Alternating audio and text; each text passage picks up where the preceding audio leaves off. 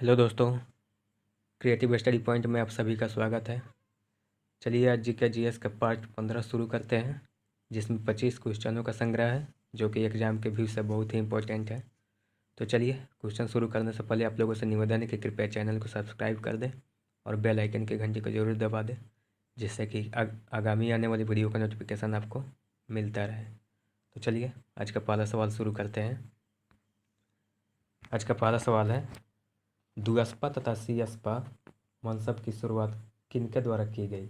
जी हाँ दोस्तों, आप लोग बताएंगे दुअस्पा तथा सीअस्पा मनसब की शुरुआत किनके द्वारा की गई? ऑप्शन है अकबर के द्वारा, शाहजहाँ के द्वारा, जहांगीर के द्वारा और औरंगजेब के द्वारा। जी हाँ दोस्तों, इसका सही उत्तर हो जाएगा ऑप्शन सी, जहांगीर के द्वारा दुअस्पा तथा सीअस्पा मनसब की शुरुआत की गई थी। चलिए अगला सवाल देखते हैं। दिल्ली की गद्दी पर बैठने वाला पहला अफगान शासक कौन था? जी हाँ दोस्तों, बहुत ही इंपॉर्टेंट क्वेश्चन है। आप लोग बताएंगे दिल्ली की गद्दी पर बैठने वाला पहला अफगान शासक कौन था? ऑप्शन है बहलोल लोदी, इब्राहिम लोदी, सिकंदर लोदी और इनमें से कोई नहीं। जी हाँ दोस्तों, इसका सही उत्तर हो जाएगा ऑप्शन ए, बहलोल लोदी। चलिए अगला सवाल देखते हैं। 2.5 दिन का झोपड़ा किसके द्वारा बनवाया गया? जी हाँ दोस्तों, आप लोग बताएंगे 2.5 दिन का झोपड़ा किसके द्वारा बनवाया गया था? ऑप्शन है कुतुबुद्दीन ऐबक द्वारा, इल्तुतमिश द्वारा, बलबन द्वारा और अल्तुनिया द्वारा। जी हाँ दोस्तों, इसका सही उत्तर हो जाएगा ऑप्शन ए, कुतुबुद्दीन ऐबक द्वारा बनवाया गया था। चलिए अगला सवाल देखते हैं। लाल बख्श के नाम से प्रसिद्ध शासक कौन था? जी हाँ दोस्तों, आप लोग बताएंगे लाल बख्श के नाम से प्रसिद्ध शासक कौन था?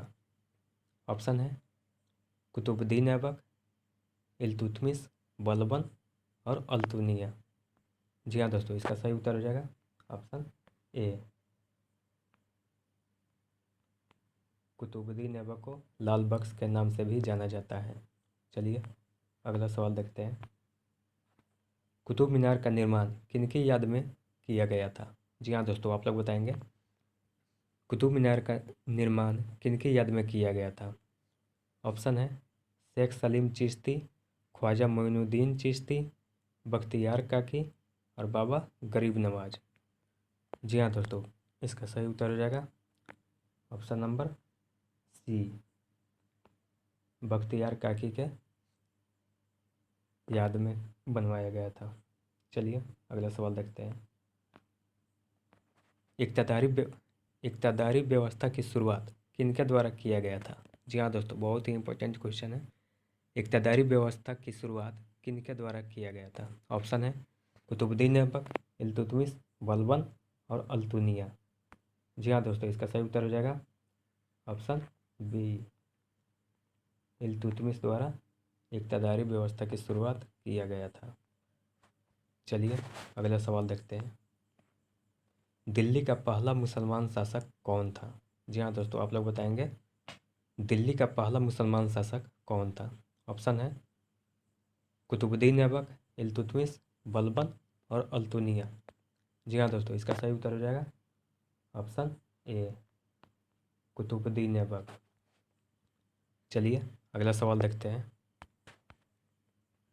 रानी लक्ष्मीबाई को अंतिम युद्ध में किसका सामना करना पड़ा था? जी हाँ दोस्तों, आप लोग बताएंगे रानी लक्ष्मीबाई को अंतिम युद्ध में किसका सामना करना पड़ा था? ऑप्शन है कर्नल नील, विलियम टेलर, हडसन और ह्यूरोज। जी हाँ दोस्तों, इसका सही उत्तर हो जाएगा ऑप्शन नंबर डी, ह्यूरोज के साथ अंतिम युद्ध में रानी लक्ष्मीबाई ने युद्ध लड़ा था। चलिए अगला सवाल देखते हैं। दोहरी शासन नीति को किस गवर्नर जनरल द्वारा समाप्त किया गया? जी हाँ दोस्तों, आप लोग बताएंगे दोहरी शासन नीति को किस गवर्नर जनरल द्वारा समाप्त किया गया? ऑप्शन है Warren Hastings, Lord Dalhousie, Lord Ripon, Lord Mountbatten. जी हाँ दोस्तों, इसका सही उत्तर हो जाएगा ऑप्शन ए, वारेन हेस्टिंगस द्वारा। चलिए अगला सवाल देखते हैं। पूर्व का सिराज किसे कहा जाता है? जी हाँ दोस्तों, बहुत ही इंपॉर्टेंट क्वेश्चन है। पूर्व का सिराज किसे कहा जाता है? ऑप्शन है वाराणसी को, इलाहाबाद को, जौनपुर को और पटना को। जी हाँ दोस्तों, इसका सही उत्तर हो जाएगा ऑप्शन सी, जौनपुर को पूर्व का सिराज भी कहा जाता है। चलिए अगला सवाल देखते हैं। सिल्क मार्ग को किसने आरंभ कराया था? जी हाँ दोस्तों, आप लोग बताएंगे सिल्क मार्ग को किसने आरंभ कराया था? ऑप्शन है कनिष्क, वासुदेव, अशोक और तैलप द्वितीय। जी हाँ दोस्तों, इसका सही उत्तर हो जाएगा ऑप्शन ए, कनिष्क द्वारा सिल्क मार्ग को आरंभ किया गया था। चलिए अगला सवाल देखते हैं। पल्लव वंश का संस्थापक कौन था? जी हाँ दोस्तों, आप लोग बताएंगे पल्लव वंश का संस्थापक कौन था? ऑप्शन है अपराजित, नरसिंह वर्मन द्वितीय, नरसिंह वर्मन प्रथम और सिंह विष्णु। जी हाँ दोस्तों, इसका सही उत्तर हो जाएगा option number D, Singh Vishnu. चलिए अगला सवाल देखते हैं। नीति का पंडित किसे कहा जाता है? जी हाँ दोस्तों, बहुत ही इंपॉर्टेंट क्वेश्चन है। नीति का पंडित किसे कहा जाता है? ऑप्शन है वेंसंग को, फयान को, वानभट्ट को और नरवर्धन को। जी हाँ दोस्तों, इसका सही उत्तर हो जाएगा ऑप्शन ए, वेंसंग को नीति का पंडित भी कहा जाता है। चलिए अगला सवाल देखते हैं। ईरान का नेपोलियन किसे कहा जाता है? जी हाँ दोस्तों, बहुत ही इंपॉर्टेंट क्वेश्चन है, ध्यान में रखिएगा इसको। ईरान का नेपोलियन किसे कहा जाता है? ऑप्शन है शाह आलम द्वितीय को, नादिर शाह को, मुल्क राज आनंद को और डी अल्बुकर्क को। जी हाँ दोस्तों, इसका सही उत्तर हो जाएगा ऑप्शन बी, नादिर शाह को ईरान का नेपोलियन भी कहा जाता है। चलिए अगला क्वेश्चन देखते हैं। समुद्रगुप्त को भारत का नेपोलियन किसने कहा था? जी हाँ दोस्तों, बहुत ही इंपॉर्टेंट क्वेश्चन है, इसको नोट कर लीजिएगा अपने नोटबुक में। समुद्रगुप्त को भारत का नेपोलियन किसने कहा था? ऑप्शन है एडम स्मिथ ने, बिस्मार्क ने, विसेंट आर्थर स्मिथ ने और इनमें से कोई नहीं। जी हाँ दोस्तों, इसका सही उत्तर हो जाएगा option C, Vincent Arthur Smith ने समुद्रगुप्त को भारत का नेपोलियन कहा था। चलिए अगला सवाल देखते हैं। दशमलव प्रणाली का जन्म किस काल में हुआ था? जी हाँ दोस्तों, आप लोग बताएंगे दशमलव प्रणाली का जन्म किस काल में हुआ था? ऑप्शन है गुप्त काल में, मौर्य काल में, सल्तनत काल में और गुप्तोत्तर काल में। जी हाँ दोस्तों, इसका सही उत्तर हो जाएगा ऑप्शन ए, गुप्त काल में दशमलव प्रणाली का जन्म हुआ था। चलिए अगला सवाल देखते हैं। भारत में मंदिरों का निर्माण किस काल में हुआ था? जी हाँ दोस्तों, बहुत ही इंपॉर्टेंट क्वेश्चन है, ध्यान में रखिएगा इसको। भारत में मंदिरों का निर्माण किस काल में हुआ था? ऑप्शन है गुप्त काल में, मौर्य काल में, सल्तनत काल में और गुप्तोत्तर काल में। जी हाँ दोस्तों, इसका सही उत्तर हो जाएगा ऑप्शन ए, गुप्त काल में मंदिरों का निर्माण सबसे पहले हुआ था। चलिए अगला सवाल देखते हैं। सर्वाधिक स्वर्ण मुद्रा किस वंश ने जारी किया था? जी हाँ दोस्तों, बहुत ही इंपॉर्टेंट क्वेश्चन है। सर्वाधिक स्वर्ण मुद्रा किस वंश ने जारी किया था? ऑप्शन है मौर्य वंश, तुगलक वंश, राष्ट्रकूट वंश और गुप्त वंश।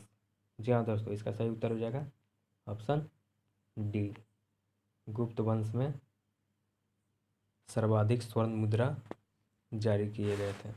चलिए अगला सवाल देखते हैं। शुद्ध सोने के सिक्के किसने चलाए थे? जी हाँ दोस्तों, बहुत ही इंपॉर्टेंट क्वेश्चन है।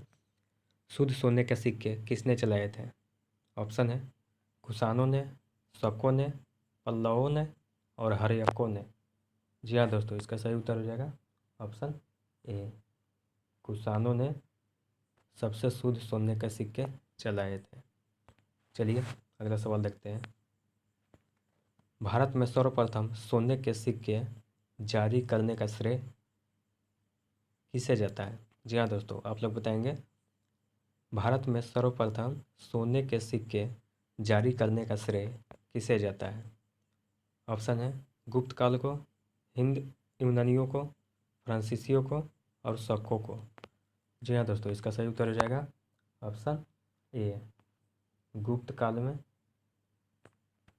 काल को सर्वप्रथम सोने के सिक्के जारी करने का श्रेय जाता है।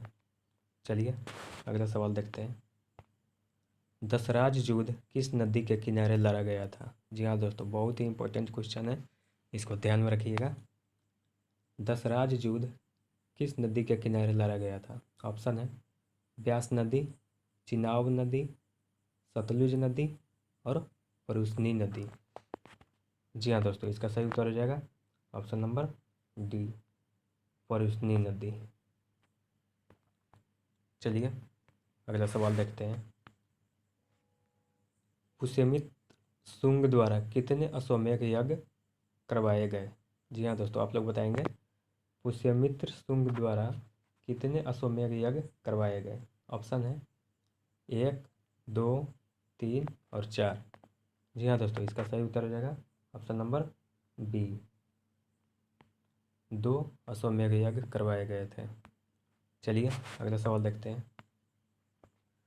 अशोक के शिलालेख को सर्वप्रथम किसने पढ़ा था? जी हाँ दोस्तों, बहुत ही इंपॉर्टेंट क्वेश्चन है, नोट करके रखिएगा अपने नोटबुक में। अशोक के शिलालेख को सर्वप्रथम किसने पढ़ा था? ऑप्शन है जेम्स वाटसन ने, जेम्स प्रिंसेप ने, डायमेकस ने और टॉलमी ने।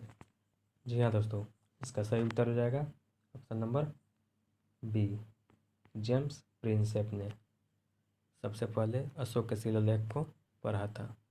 चलिए अगला सवाल देखते हैं। श्रीनगर की स्थापना किसके द्वारा की गई थी? जी हाँ दोस्तों, आप लोग बताएंगे श्रीनगर की स्थापना किसके द्वारा की गई थी? ऑप्शन है धनानंद के द्वारा, चंद्रगुप्त मौर्य के द्वारा, बिंदुसार के द्वारा और अशोक के द्वारा। जी हाँ दोस्तों, इसका सही उत्तर हो जाएगा ऑप्शन नंबर डी, अशोक के द्वारा श्रीनगर की स्थापना की गई थी। चलिए अगला सवाल देखते हैं। अशोक का सबसे लंबा स्तंभ लेख कौन सा है? जी हाँ दोस्तों, यहाँ पे स्तंभ के बाद में लेख जोड़ लीजिएगा।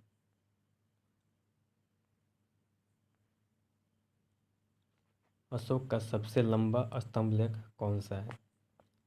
ऑप्शन है 6ठा, 7वां, 8वां और 9वां। जी हाँ दोस्तों, इसका सही उत्तर हो जाएगा ऑप्शन नंबर बी, 7वां सबसे लंबा है। चलिए अगला सवाल देखते हैं। तो दोस्तों आज का क्लास यहीं समाप्त होता है, फिर मिलते हैं अगले वीडियो में। चलिए आप लोगों से निवेदन है कि कृपया चैनल को सब्सक्राइब कर दें और बेल आइकन की घंटी को जरूर दबा दें, जिससे कि आगामी आने वाली वीडियो का नोटिफिकेशन सबसे पहले आपको मिल जाए। तो चलिए फिर मिलते हैं अगले वीडियो में। Take care.